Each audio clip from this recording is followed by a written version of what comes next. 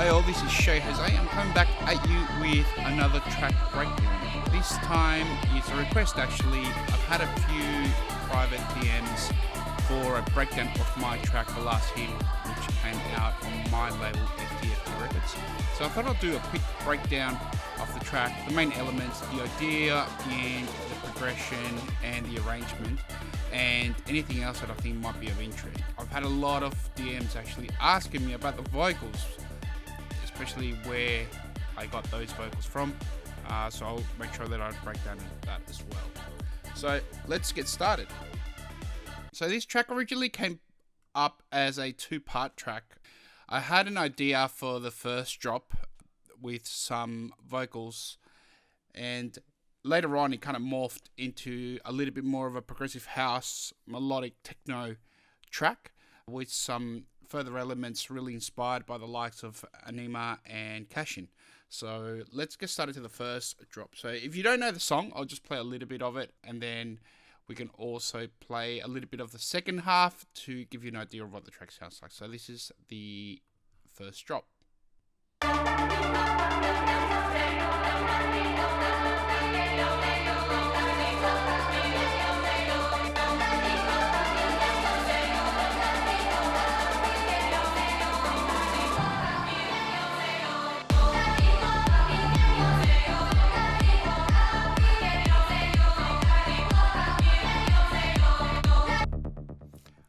So that was the first drop, and this was the original idea that I had. Very simplistic. You may have heard this style of vocals actually been used quite a bit. I wrote this song a while ago actually, but I never actually got around to finishing it. In the meantime, you've heard people like RG drop a lot of these songs in this particular style with ethnic vocals in a lot of their songs.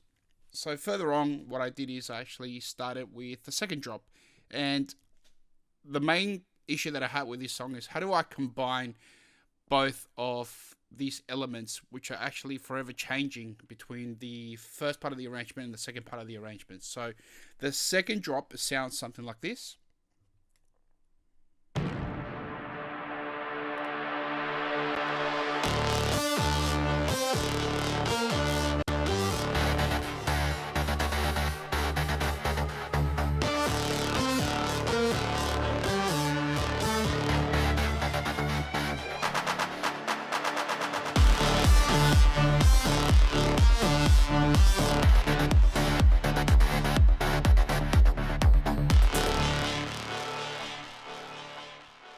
So I've become a big fan of actually listening to tracks that tend to evolve over time. I think, especially now, there's a lot of tracks that are very repetitive in the way they sound. So introducing a little bit of variance between your first drop, if you have a first drop, some tracks that only have one drop, and your second drop, I think really complements different styles and allows the listener to just be engaged. So that's a little quick tip for arrangement. Don't always be thinking that you have to stick to one style within a certain part of your song. It's good to mix it up, as long as it sounds like a cohesive piece of work. If you've got multiple parts of it, it will sound a little bit disjointed. So in this first drop, as you heard there, we had pretty much the vocal coming in to just a beat drum. Now this is a really effective way to make sure that your drop kind of pops. Sometimes less is more. In this particular instance, we've really only got the kick, the sub, the mid bass playing. We have the lead vocal, which is actually bounced out from a contact instrument, which I have here, in here, and I believe some effects, and that's really it. So what we're doing really here is from this drop, from this breakdown, we're really just introducing the vocal or teasing the vocal in, coming into a beat drop, vocal only, and then slowly introducing some other elements like some hats in there, some percussion, a little bit of the lead, and some plucks. So I'll let you hear it from the actual first breakdown, and then once again into the drop to see how effective that actually sounds. There's a really good technique if you're trying to look for an idea on how to make your drops actually sound more powerful, and you really have a vocal that is quite cool that you can use. So I'll let you hear what that sounds like.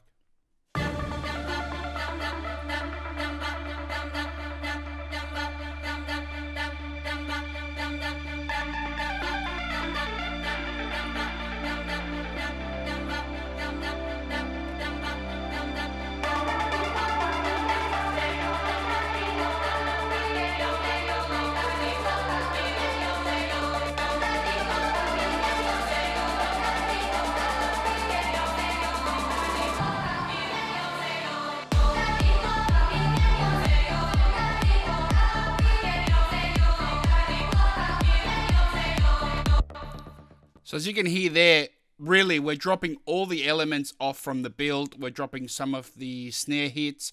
We're dropping some of the plucks out. What else? We are dropping some of the orchestral hits down, the arps, and really just hitting the bass drum. And I think that's really effective to make that drop sound really powerful. In fact, I think this is the drop that actually resonates a lot more with people than the second drop. For all those wondering what this instrument is, it's a contact instrument. It's called the Rodope, I think, Ethnic Bulgarian Choir. I've had so many people asking me for this. Word of warning, I'm not actually using it now because there just seems to be an oversaturation of people actually using this vocal. I've even seen some people release songs using a section of this vocal that has been resampled, uploaded to a sampling site that hasn't been cleared to use commercially. So I don't know how they're getting away with it. So just don't do it. If you're going to do it and sample samples, make sure you've cleared them. In this instance, I've actually got the contact instrument. I'm not going to do a breakdown onto this because there is different ways that you can actually use this. You can use it as a phrase, or you can actually build up your own phrases. Essentially what I ended up doing here is creating the MIDI notes here, which is where the instrument is actually playing, and then bouncing all this out to an audio file.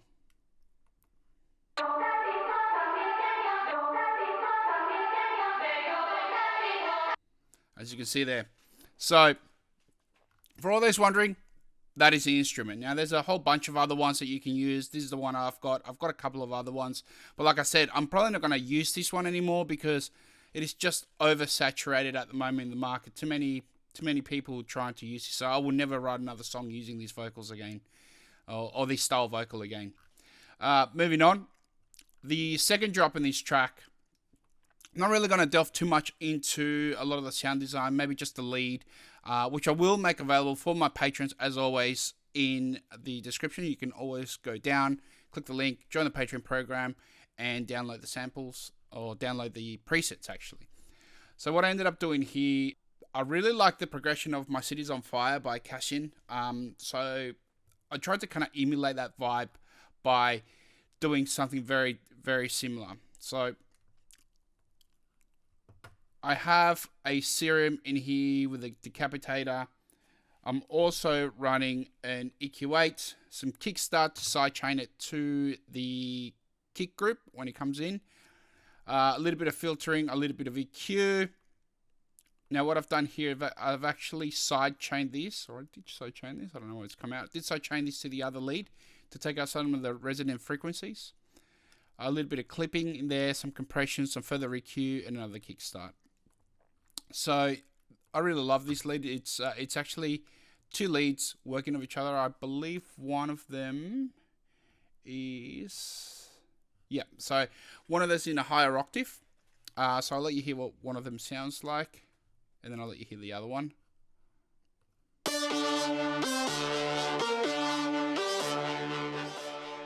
So there's a lot of processing on those leads at the moment. We are running these across to some compression. So an external compressor, I believe we are doing, some delay in here. Then we're adding some further echo. Just doing the Echo Boy Junior there with half delay. We're just ducking out of the way of the actual another lead that I've got in there with some further EQing. And we are running, I think, a decapitator and some Valhalla shimmer. So really, this lead is actually not very complicated. Like I said, I'll make this available for the Patreon program. It's really the processing, the post-processing that actually does it. And all I'm doing here is just kind of duplicating this and running this in a lower octave across the progression.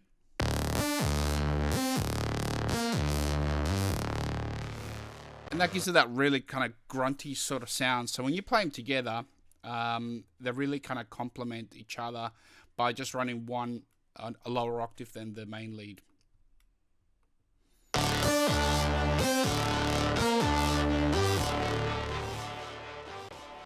So as we're teasing this lead and we come into the second drop, which starts here, we really just then start to tease some other elements. So I don't know if you've listened to a lot of my songs, I tend to have a lot of call and response scenarios within my tracks. I just think it keeps things interesting. Not always, but the majority of them I do.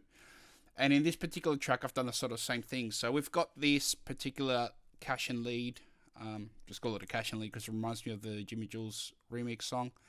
And we've got this kind of anima metallic lead that kind of does a call and response scenario in here. So I'll let you hear what that sounds like.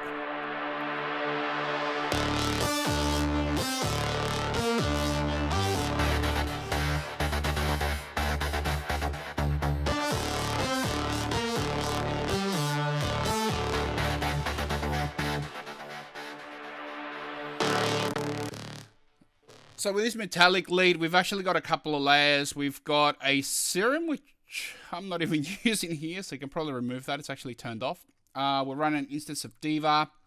We're running another instance of Serum, which is running some Decapitator, some OTT, an effects rack, which is adding a little bit of flanger effects. We've got an amp and a compressor. We've got a white noise layer just to add a little bit of white noise ting in the sound, which I felt wasn't cutting through enough. We've got another layer that's actually running through a wavetable. Another serum layer that's just EQ'd a little bit differently. And another serum layer. So all these different layers basically stack up and add up to that sound that you hear. So with this, you just have to make sure that you have one particular layer that's actually running most of the sound design. The others are really there to just complement it. And if I was to look through these, I can see we're not using this one, so I could actually remove this one. We are running the main one. I think it's actually within the Diva. And all the other sounds are just really complementing this overall sound. You really need to be careful when you are stacking sounds that you're EQing them correctly, that you are choosing sounds that complement each other. If you want your mix down to sound good, you really need to spend some time in choosing the right sounds that work well together. I think that's the biggest thing that I've learned over the years. You just have to make sure that whatever sound you choose complements the entire track, because it will make your mixing approach so much easier in the long run. So going back on this, similar to the first drop, we've got the drop. Sorry, we've got the breakdown in here. Then listen to the drop, which is really just the kick. We're not really adding much more than this besides the lead and the kick. So we listen to that again.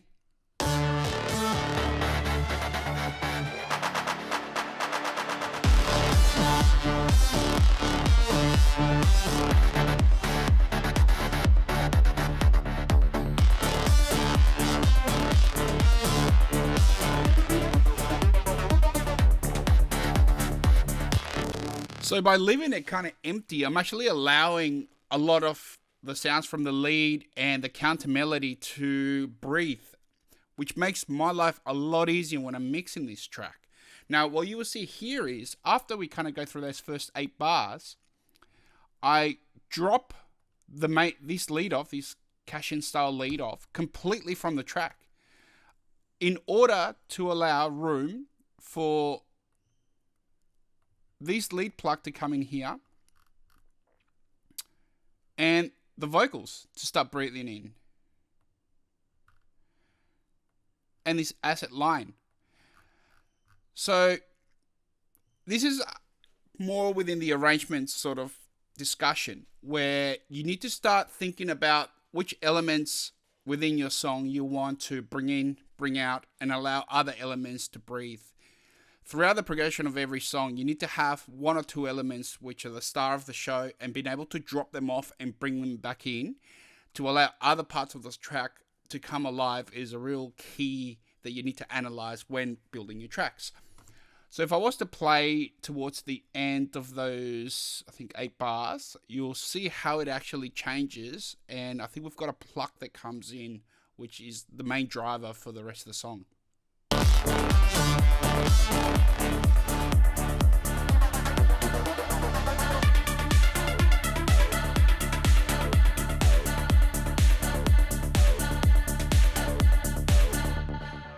So over here we've got this other vocal,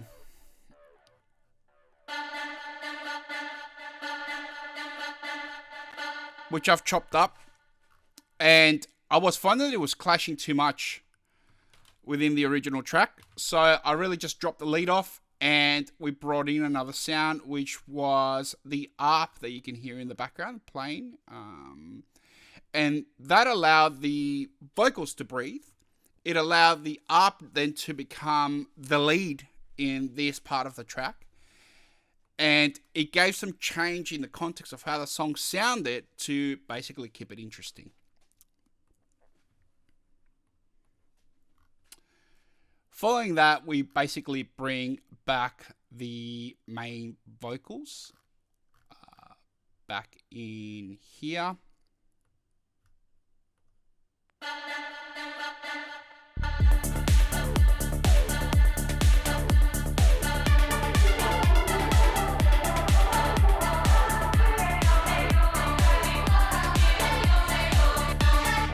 So as you can hear there, we've really only got this lead playing throughout the third part of the song,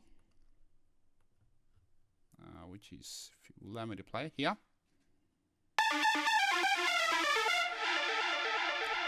And then we've just got to kick, the sub, the bass, and the vocals. As simple as that. By allowing this, we're just opening up the track a lot more. There's not a lot of things happening at the same time. Once again, less is more in here to allow that progression to breathe. So guys, I hope you enjoyed this video. I've really tried just to break down the arrangement of this track, go into some of the decisions that I've made. Haven't really gone too much into the technical side of things of what I've done in the case of sound design. However, as always, the plucks or the leads that I've done will be available for my Patreon program. If you like this video, smash a like, and until next time, this is Shay Jose signing out.